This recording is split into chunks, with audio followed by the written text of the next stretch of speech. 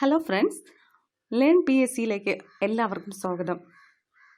ഇന്ന് നമ്മൾ ഡിസ്കസ് ചെയ്യാൻ പോകുന്ന ചാപ്റ്റർ ക്ലാസ് 1 യൂറോപ്യന്മാരുടെ വരവ് എന്ന ചാപ്റ്ററിൽ പോർച്ചുഗീസുകാരെ കുറിച്ചും അൽബുക്കർക്കിനെ കുറിച്ചും വ്യക്തമായൊന്ന് നമുക്ക് ഒരുമിച്ച് തന്നെ ഇന്നു തന്നെ പഠിച്ചു തീർക്കാൻ പറ്റാവുന്ന രീതിയിൽ പഠിപ്പിക്കുകയാണ് ചെയ്യുന്നത്. ഇത് നമുക്കത് ഒരുമിച്ച് തന്നെ ഇത് പഠിച്ചു തീർക്കാം.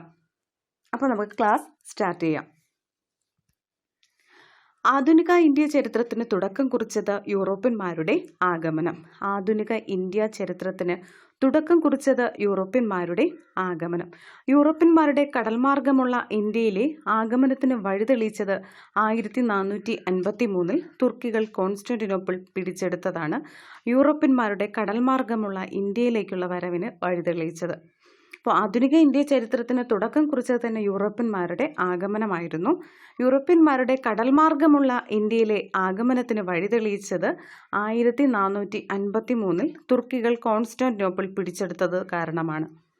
ഇന്ത്യ കണ്ടെത്താനുള്ള ഔദ്യോഗിക ശ്രമം ആരംഭിച്ചത് കൊളംബസ്. അപ്പോൾ ഇന്ത്യയെ കണ്ടെത്താനുള്ള ഔദ്യോഗിക ശ്രമം ആരംഭിച്ചത് കൊളംബസ്. ഇന്ത്യയിലെത്തിയ ആദ്യ വിദേശികൾ അറബികൾ. ഇന്ത്യ കണ്ടെത്താനുള്ള ഔദ്യോഗിക ശ്രമം ആരംഭിച്ചത് കൊളംബസ്. ഇന്ത്യയിലെത്തിയ ആദ്യ വിദേശികൾ അറബികൾ. കടൽമാർഗം ഇന്ത്യയിലെത്തിയ ആദ്യ യൂറോപ്യന്മാർ പോർച്ചുഗീസുകാർ. കടൽമാർഗം ഇന്ത്യയിലെത്തിയ ആദ്യ യൂറോപ്യന്മാർ പോർച്ചുഗീസുകാർ. ഇത്രയും ഒരിക്കൽ കൂടെ റിപ്പീറ്റ് ചെയ്യുകയാണ്. ആധുനിക ഇന്ത്യ ചരിത്രത്തിന് തുടക്കം കുറിച്ചത് യൂറോപ്യന്മാരുടെ ആഗമനം. യൂറോപ്യന്മാരുടെ കടൽമാർഗമുള്ള ഇന്ത്യയിലെ ആഗമനത്തിന് വഴിതെളിയിച്ചത് 1453 തുർക്കികൾ കോൺസ്റ്റാന്റിനോപ്പിൾ പിടിച്ചെടുത്തത്. ഇന്ത്യ കണ്ടെത്താനുള്ള ഔദ്യോഗിക ശ്രമം ആരംഭിച്ചത് കൊളംബസ്. ഇന്ത്യയിലെത്തിയ ആദ്യ വിദേശികൾ അറബികൾ. കടൽമാർഗം ഇന്ത്യയിലെത്തിയ ആദ്യ യൂറോപ്യന്മാർ പോർച്ചുഗീസുകാർ. ഇന്ത്യയിൽ ആധിപത്യം സ്ഥാപിച്ച യൂറോപ്യന്മാരുടെ ക്രമമാണ് ഇനി പറയുന്നത്. പോർച്ചുഗീസുകാർ, ഡച്ചുകാർ, ബ്രിട്ടീഷുകാർ,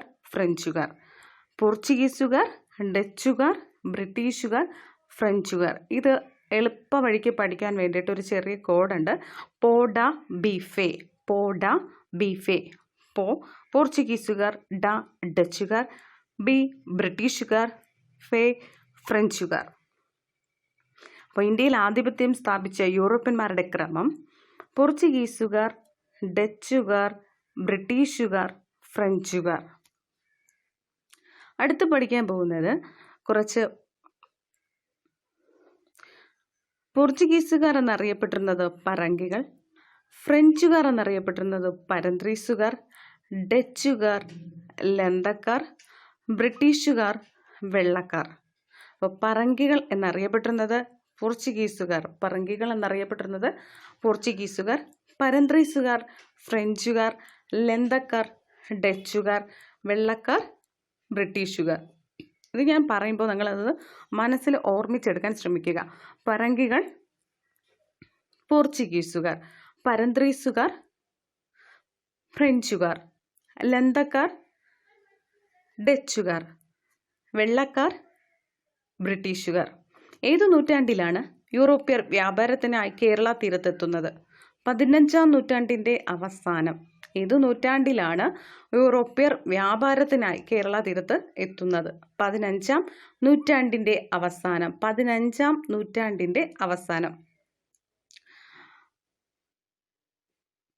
അടുത്തായി പറയുന്നത് ഈസ്റ്റ് ഇന്ത്യ കമ്പനിയും മറ്റു കമ്പനികൾ സ്റ്റാർട്ട് ചെയ്ത വർഷങ്ങളാണ് അടുത്ത് പറയാൻ പോകുന്നത്. ആ വർഷങ്ങളൊന്ന് ശ്രദ്ധിച്ച് പഠിക്കുക.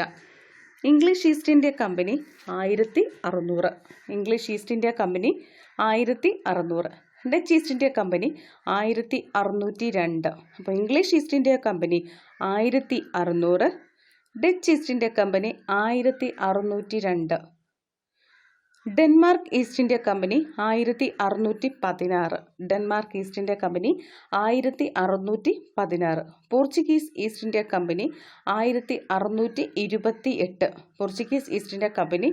1628. French east India company 1664. French east India company 1664, Swedish east India company 1731, Swedish east India company 1731, English east India company 1600, English east India company 1600, Dutch east India company 1602, Denmark east India company 1616, Portuguese east India company 1628, French east India company 1664, Swedish east India company 1731, Swedish east India company 1731.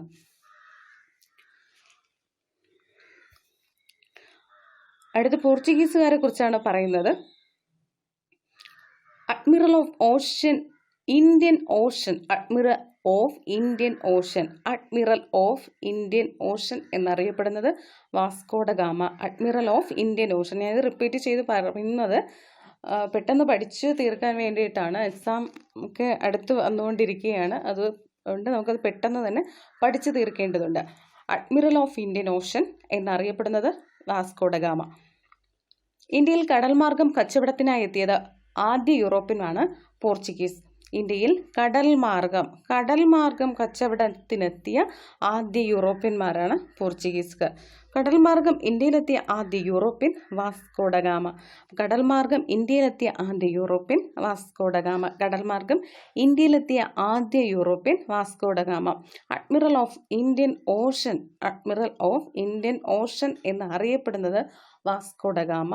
ഇന്ത്യയിൽ കടൽ മാർഗം കച്ചവടത്തിനെത്തിയ ആദ്യ യൂറോപ്യന്മാർ Portuguese. കടൽ മാർഗം ഇന്ത്യയിലെത്തിയ ആദ്യ European Vasco da Gama. Vasco da Gama ഇന്ത്യയിലേക്കുള്ള ഐതിഹാസിക യാത്ര ആരംഭിച്ച സ്ഥലം ലിസ്ബൺ. വാസ്കോ ഡ ഗാമ ഇന്ത്യയിലേക്കുള്ള ഐതിഹാസിക യാത്ര ആരംഭിച്ച സ്ഥലം ലിസ്ബൺ.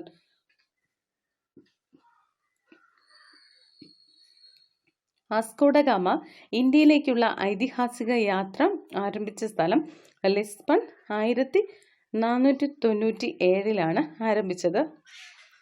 വാസ്കോ ഡ ഗാമയെ ഇന്ത്യയിലേക്ക് അയച്ച പോർച്ചുഗീസ് ഭരണാധികാരി മാനുവൽ ഫസ്റ്റ്. വാസ്കോ ഡ ഗാമയെ ഇന്ത്യയിലേക്ക് അയച്ച പോർച്ചുഗീസ് ഭരണാധികാരി മാനുവൽ ഫസ്റ്റ്. വാസ്കോ ഡ ഗാമയെ ഇന്ത്യയിലേക്ക് അയച്ച പോർച്ചുഗീസ് ഭരണാധികാരി മാനുവൽ ഫസ്റ്റ്.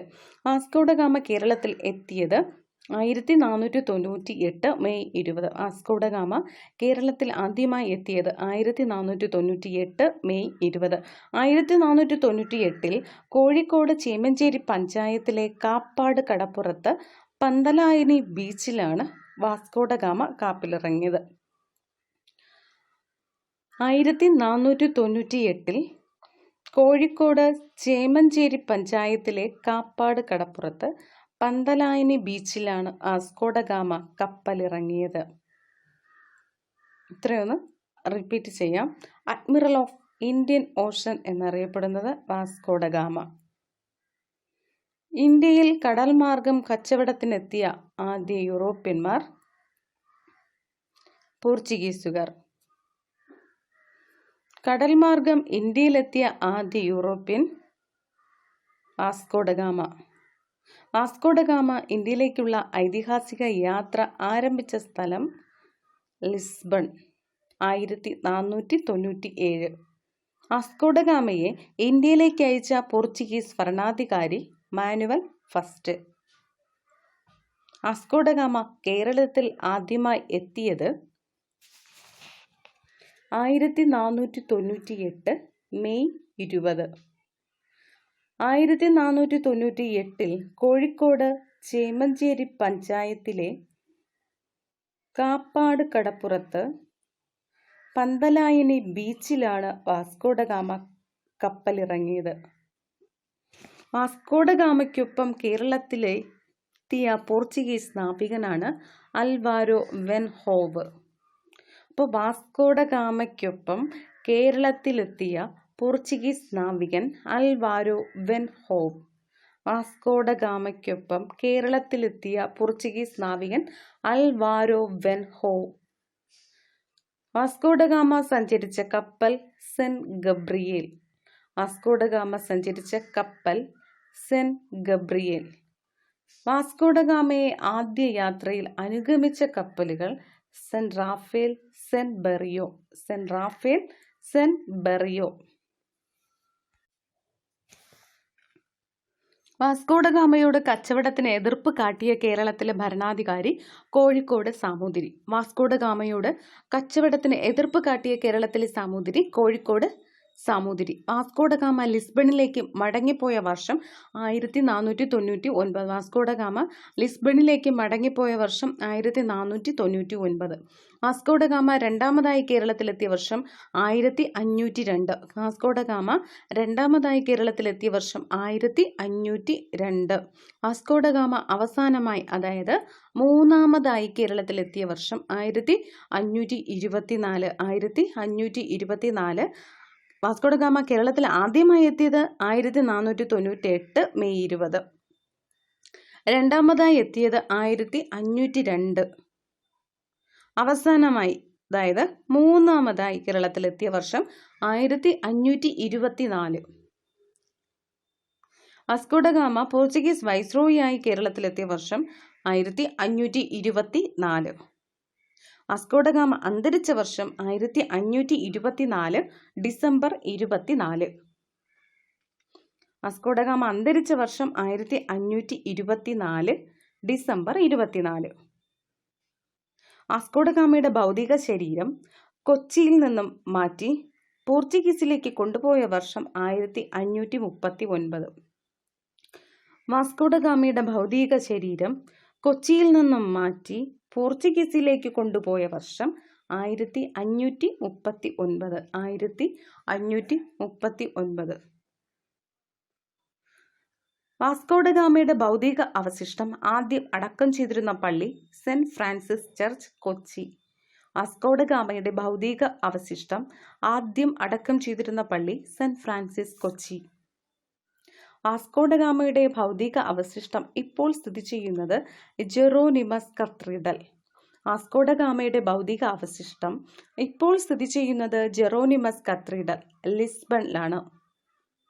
വാസ്കോഡഗാമയുടെ ഭൗതിക അവശിഷ്ടം ഇപ്പോൾ സ്ഥിതി ചെയ്യുന്നത് ജെറോനിമസ് കത്തീഡ്രൽ, ലിസ്ബൺ. വാസ്കോഡഗാമ എന്ന സ്ഥലം സ്ഥിതി ചെയ്യുന്നത് ഗോവ. വാസ്കോഡഗാമ എന്ന സ്ഥലം സ്ഥിതി ചെയ്യുന്നത് ഗോവ. ഇന്ത്യൻ മഹാസമുദ്രത്തിലെ സേനാധിപതി എന്ന് വാസ്കോഡഗാമയെ വിശേഷിപ്പിച്ചത് മാനുവൽ രാജാവ്. ഇന്ത്യൻ മഹാസമുദ്രത്തിലെ സേനാധിപതി എന്ന് വാസ്കോഡഗാമയെ വിശേഷിപ്പിച്ചത് മാനുവൽ രാജാവ്. ഇന്ത്യൻ മഹാസമുദ്രത്തിലെ സേനാധിപതി എന്ന് വാസ്കോഡഗാമയെ വിശേഷിപ്പിച്ചത് മാനുവൽ രാജാവ്. വാസ്കോഡഗാമ സഞ്ചരിച്ച കപ്പൽ സെന്റ് ഗബ്രിയേൽ. വാസ്കോഡഗാമയ്ക്കൊപ്പം കേരളത്തിലെത്തിയ പോർച്ചുഗീസ് നാവികൻ അൽവാരോ വെൻഹോ. വാസ്കോഡഗാമയെ ആദ്യ യാത്രയിൽ അനുഗമിച്ച കപ്പലുകൾ സെന്റ് റാഫേൽ, സെന്റ് ബെറിയോ. വാസ്കോഡഗാമയോട് കച്ചവടത്തിന് എതിർപ്പ് കാട്ടിയ കേരളത്തിലെ ഭരണാധികാരി കോഴിക്കോട് സാമൂതിരി. വാസ്കോഡഗാമ ലിസ്ബണിലേക്ക് മടങ്ങിപ്പോയ വർഷം 1499. വാസ്കോഡഗാമ കേരളത്തിൽ രണ്ടാമതായി എത്തിയ വർഷം 1502. വാസ്കോഡഗാമ അവസാനമായി കേരളത്തിൽ എത്തിയ വർഷം 1524. വാസ്കോഡഗാമ പോർച്ചുഗീസ് വൈസ്രോയിയായി കേരളത്തിലെത്തിയ വർഷം 1524. വാസ്കോഡഗാമ അന്തരിച്ച വർഷം 1524 ഡിസംബർ 24. വാസ്കോഡഗാമയുടെ ഭൗതിക അവശിഷ്ടം ആദ്യം അടക്കം ചെയ്തിരുന്ന പള്ളി saint Francis church, Kochi. Saint Francis church, Kochi. വാസ്കോഡഗാമയുടെ ഭൗതിക ശരീരം കൊച്ചിയിൽ നിന്നും മാറ്റി പോർച്ചുഗീസിലേക്ക് കൊണ്ടുപോയ വർഷം 1539. 1539. വാസ്കോഡഗാമയുടെ ഭൗതിക അവശിഷ്ടം ഇപ്പോൾ സ്ഥിതി ചെയ്യുന്നത് Jeronimos cathedral, Lisbon. Jeronimos cathedral, Lisbon. Vasco da Gama എന്ന സ്ഥലം സ്ഥിതി ചെയ്യുന്നത് ഗോവ. വാസ്കോഡഗാമ എന്ന സ്ഥലം സ്ഥിതി ചെയ്യുന്നത് ഗോവ. ഇന്ത്യൻ മഹാസമുദ്രത്തിലെ സേനാധിപതി എന്ന് വാസ്കോഡഗാമയെ വിശേഷിപ്പിച്ചത് മാനുവൽ രാജാവ്. ഇന്ത്യൻ മഹാസമുദ്രത്തിലെ സേനാധിപതി എന്ന് വാസ്കോഡഗാമയെ വിശേഷിപ്പിച്ചത് മാനുവൽ രാജാവ്.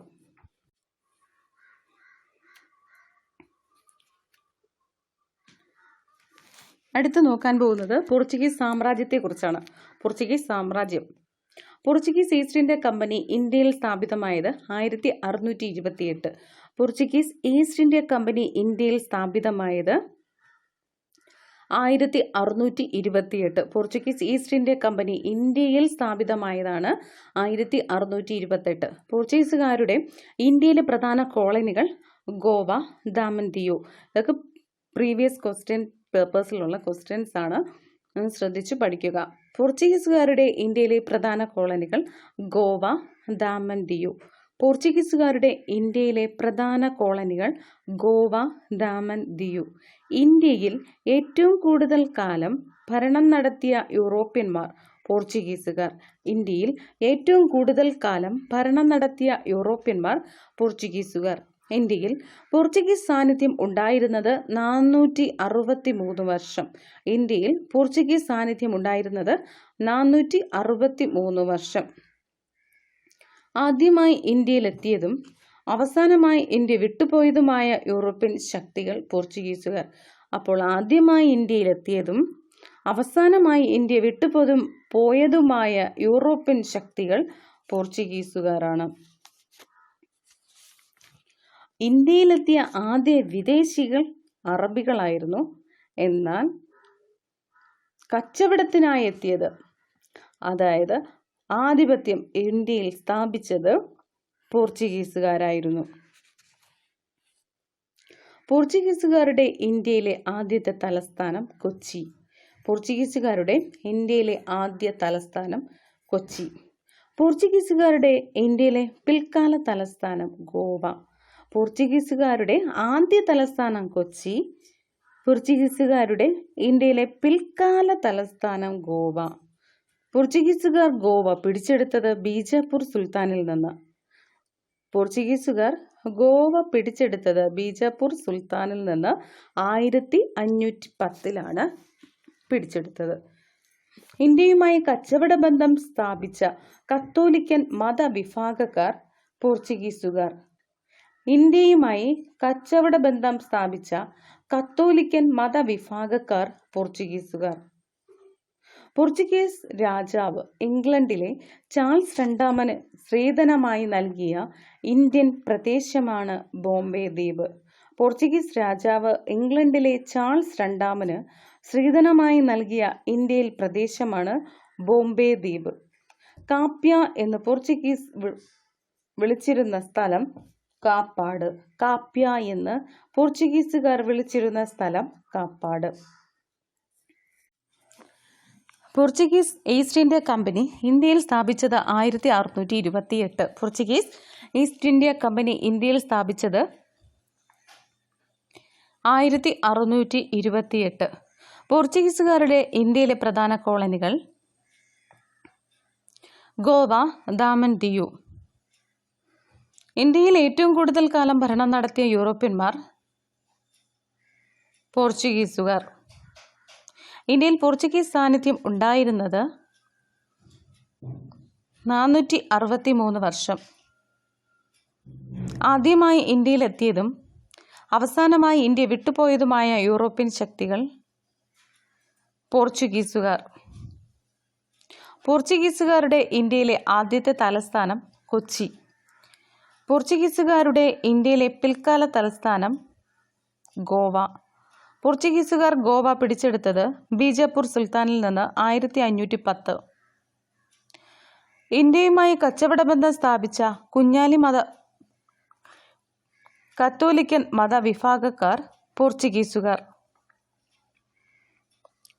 ഇന്ത്യയുമായി കച്ചവട ബന്ധം സ്ഥാപിച്ച കത്തോലിക്കൻ മതവിഭാഗക്കാർ പോർച്ചുഗീസുകാർ. പോർച്ചുഗീസ് രാജാവ് ഇംഗ്ലണ്ടിലെ ചാൾസ് രണ്ടാമന് സ്ത്രീധനമായി നൽകിയ ഇന്ത്യൻ പ്രദേശം ബോംബെ ദ്വീപ്. കാപ്യ എന്ന് പോർച്ചുഗീസുകാർ വിളിച്ചിരുന്ന സ്ഥലം കാപ്പാട്. പോർച്ചുഗീസുകാർ കോഴിക്കോടിനെ വിളിച്ചിരുന്നത് കലൈക്കൂറ്റ്. പോർച്ചുഗീസുകാർ കോഴിക്കോടിനെ വിളിച്ചിരുന്നത് കലൈക്കൂറ്റ്. കോഴിക്കോട്ടെ ഭരണാധികാരിയായ സാമൂതിരിയോട് അറബി കച്ചവടക്കാരെ പുറത്താക്കണമെന്ന് ആവശ്യപ്പെട്ട വിദേശികർ പോർച്ചുഗീസുകാർ. പോർച്ചുഗീസുകാർ കോഴിക്കോടിനെ വിളിച്ചിരുന്നത് കലൈക്കൂറ്റ്. കോഴിക്കോട്ടെ ഭരണാധികാരിയായ സാമൂതിരിയോട് അറബി കച്ചവടക്കാരെ പുറത്താക്കണമെന്ന് ആവശ്യപ്പെട്ട വിദേശികൾ പോർച്ചുഗീസുകാർ. 1513 പോർച്ചുഗീസുകാരും സാമൂതിരിയും തമ്മിൽ ഒപ്പുവെച്ച സന്ധി കണ്ണൂർ സന്ധി. 1513 പോർച്ചുഗീസുകാരും സാമൂതിരിയും തമ്മിൽ ഒപ്പുവെച്ച സന്ധി കണ്ണൂർ സന്ധി.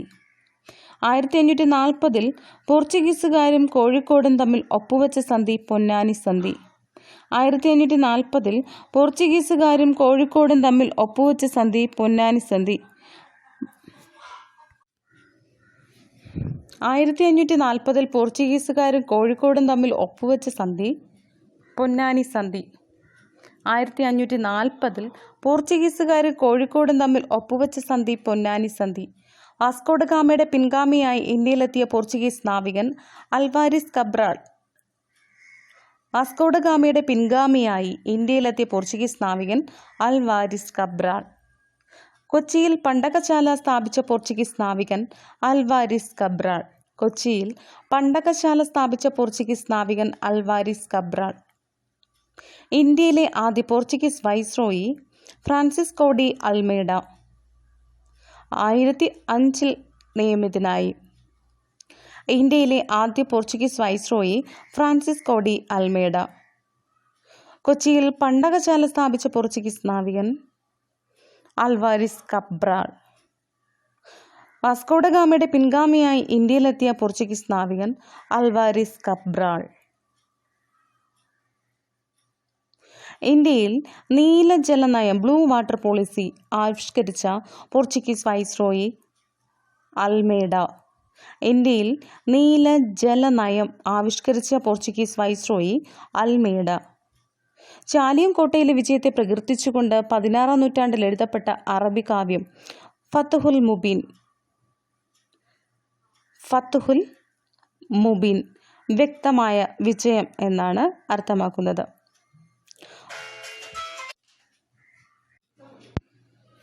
ഫത്ഹുൽ മുബീൻ രചിച്ചത് ഹാസി മുഹമ്മദ്. ഫത്ഹുൽ മുബീൻ രചിച്ചത് ഹാസി മുഹമ്മദ്. പോർച്ചുഗീസുകാർ കോഴിക്കോടിനെ വിളിച്ചിരുന്നത് കലൈക്കൂറ്റ്.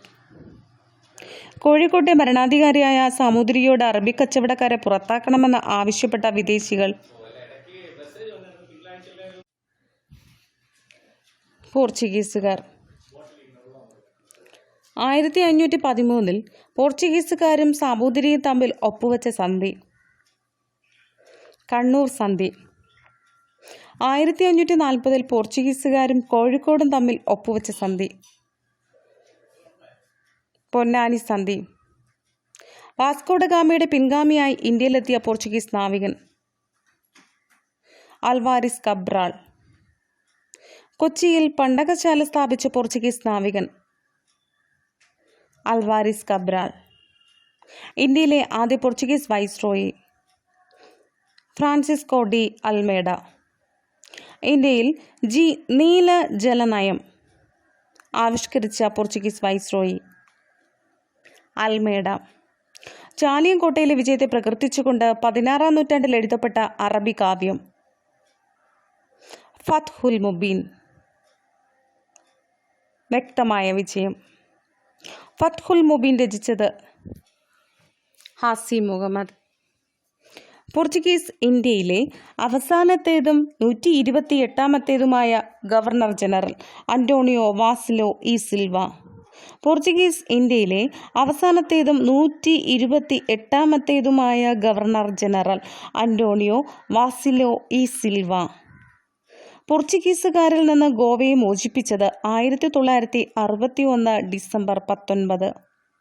പോർച്ചുഗീസുകാരിൽ നിന്നും ഗോവയെ മോചിപ്പിച്ചത് 1961 ഡിസംബർ 19. ഗോവയിൽ പോർച്ചുഗീസുകാർക്കെതിരെ ഇന്ത്യ നടത്തിയ സൈനിക നടപടി ഓപ്പറേഷൻ വിജയ്. ഗോവയിൽ പോർച്ചുഗീസുകാർക്കെതിരെ ഇന്ത്യ നടത്തിയ സൈനിക നടപടി ഓപ്പറേഷൻ വിജയ്.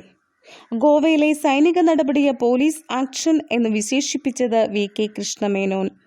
ഗോവയിലെ സൈനിക നടപടിയെ പോലീസ് ആക്ഷൻ എന്ന് വിശേഷിപ്പിച്ചത് വി.കെ. കൃഷ്ണമേനോൻ.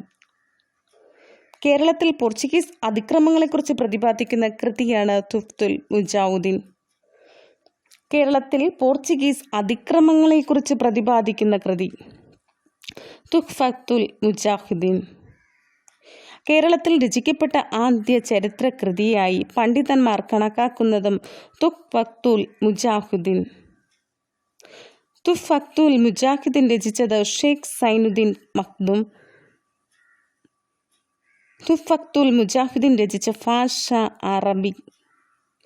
തുഹ്ഫത്തുൽ മുജാഹിദീൻ രചിച്ചത് ഷെയ്ഖ് സൈനുദ്ദീൻ മഖ്ദൂം. തുഹ്ഫത്തുൽ മുജാഹിദീൻ രചിച്ച ഭാഷ അറബി. തുഹ്ഫത്തുൽ മുജാഹിദീൻ രചിച്ച കാലഘട്ടം 16-ാം നൂറ്റാണ്ടിൽ. തുഹ്ഫത്തുൽ മുജാഹിദീൻ രചിച്ച ഭാഷ അറബി.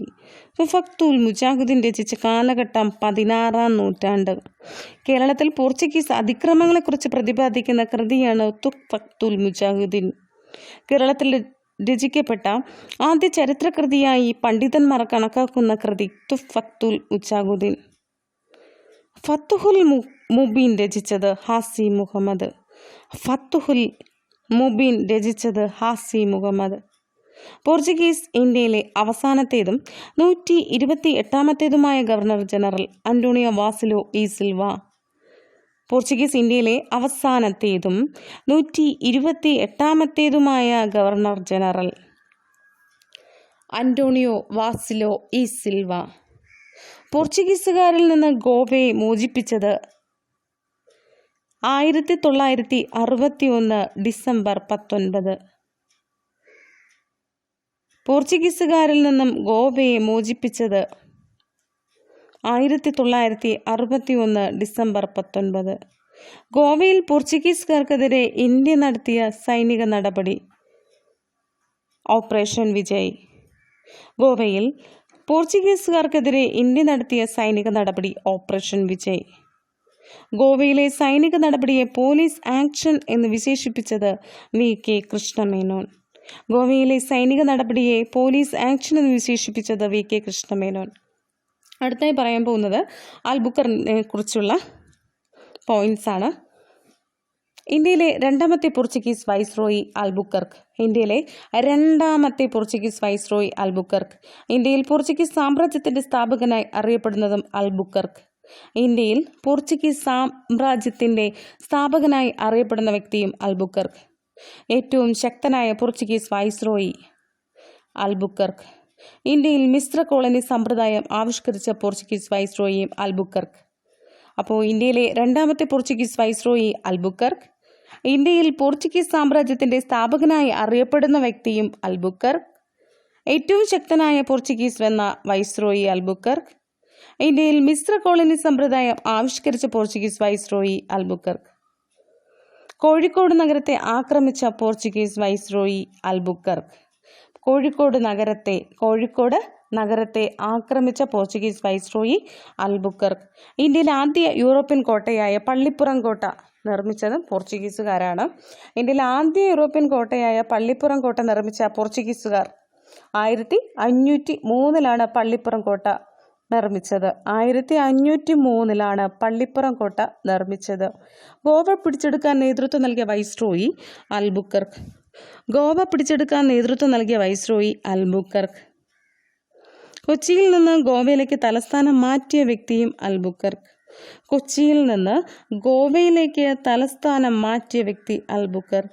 ഇന്ത്യയിൽ സതി നിരോധിക്കുകയും നാണയ സമ്പ്രദായം ഏർപ്പെടുത്തുകയും ചെയ്ത പോർച്ചുഗീസ് വൈസ്രോയി അൽബുക്കർക്ക്.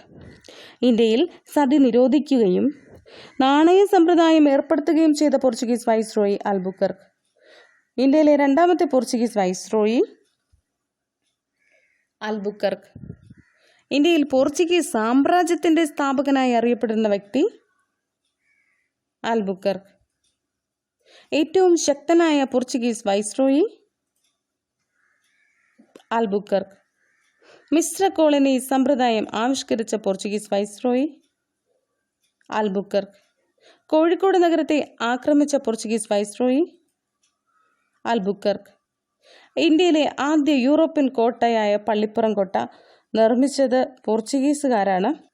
പോർച്ചുഗീസുകാരൻ ആൽബുക്കർക്ക് 1503. ഗോവ പിടിച്ചെടുക്കാൻ നേതൃത്വം നൽകിയ വൈസ്രോയി ആൽബുക്കർക്ക്. കൊച്ചിയിൽ നിന്ന് ഗോവയിലേക്ക് തലസ്ഥാനം മാറ്റിയ വ്യക്തി ആൽബുക്കർക്ക്. ഇന്ത്യയിൽ സതി നിരോധിക്കുകയും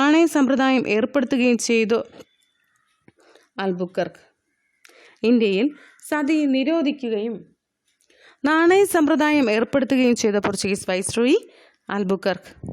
ഇത്രയും നിങ്ങൾ പഠിച്ചു എന്ന് വിശ്വസിക്കുന്നു. ഈ ഓഡിയോ ക്ലാസ് എല്ലാവർക്കും പ്രയോജനകരമാകട്ടെ എന്ന് പറഞ്ഞുകൊണ്ട് ക്ലാസ് വൈൻഡപ്പ് ചെയ്യുന്നു.